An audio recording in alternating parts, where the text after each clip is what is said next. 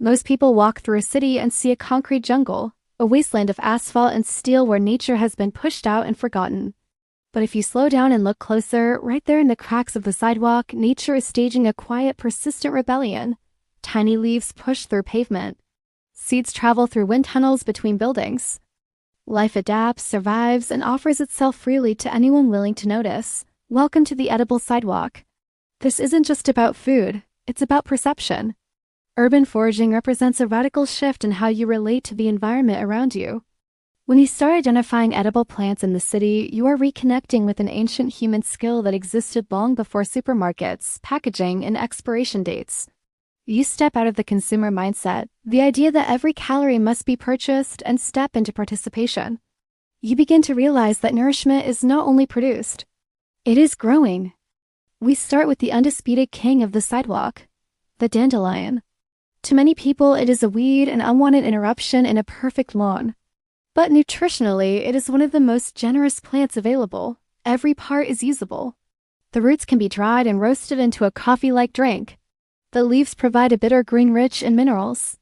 The flowers can become fritters, syrups, or ferments. The dandelion survives mowing, pollution, drought, and neglect.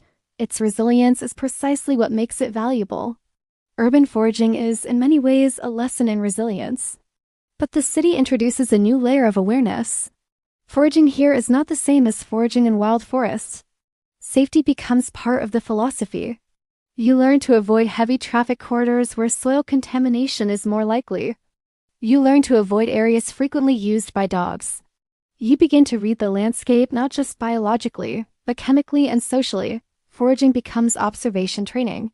From dandelion, we move to common plantain, the low-growing plant with wide leaves and distinct parallel veins. It grows along paths, playground edges, parking lots, places where the ground is compacted and disturbed. Plantain has long been used as a quick field remedy. Crushed leaves can be applied to minor bites or irritation. Young leaves are edible, while older ones become tougher but still useful when cooked. The lesson repeats itself. What survives disturbance often serves humans best. Then there is wood sorrel, easily overlooked but memorable once tasted. Its small clover-like leaves carry a bright, lemony flavor that can transform a handful of greens into something vivid. Discovering flavors like this in an ordinary street corner changes your relationship with the environment. The city stops being visually dominant and starts becoming biologically layered.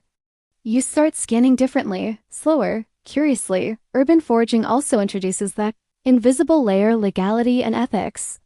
Sidewalks exist in a complicated space between public infrastructure and adjacent property. Some cities allow casual foraging in public green spaces.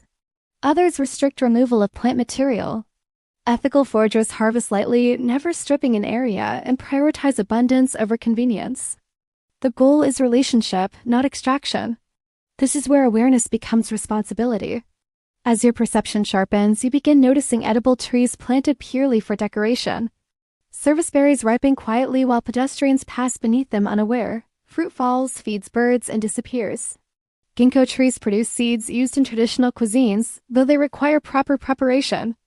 Suddenly, the city reveals layers of intention, history, and accidental abundance. You are no longer walking through infrastructure. You are walking through an ecosystem. The most important shift is psychological. Foraging interrupts passive consumption. Instead of asking, "What should I buy?" you begin asking, "What is available?" This question changes how you see seasons. Spring is no longer a date, it is the arrival of specific leaves. Summer becomes fruit signals, autumn becomes seeds and roots. Time becomes biological instead of purely digital. Attention replaces assumption. There is also an environmental feedback loop. When you look for edible plants, you notice trash more. Pollution stops being abstract because it affects what you might eat. Care emerges naturally. Advocacy follows experience.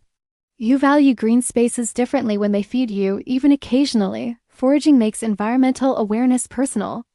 This practice does not aim to replace grocery stores. It aims to rebalance perception. Even recognizing 3 edible species changes how you walk through your neighborhood. You feel less separated from place, less dependent, more observant. The sidewalk stops being dead space between destinations. It becomes possibility. Over time, small discoveries accumulate. A patch you revisit each spring. A tree you check each summer. A route that becomes seasonal rather than efficient. The city transforms from a fixed environment into a dynamic one, something that changes, responds, and offers signals. Urban foraging is ultimately about attention training disguised as food gathering. The deeper lesson is philosophical. Freedom is not always dramatic. Sometimes it is the realization that value exists outside commercial systems. Sometimes it is knowing that nourishment can appear in overlooked places. Sometimes it is understanding that nature never left. It simply adapted faster than our perception did. You begin to see menus where others see maintenance problems, medicine where others see weeds, signals where others see noise. And once that perception shifts, it really returns to what it was before. Keep your eyes low, your pace slower than usual, and your standards of certainty high. Learn a few plants deeply instead of many plants vaguely. Respect location. Harvest lightly. Stay curious, because the edible sidewalk is not a trend. It is a change in vision. And the moment you recognize food growing beneath your feet, the city stops feeling like a cage and starts feeling like a landscape again.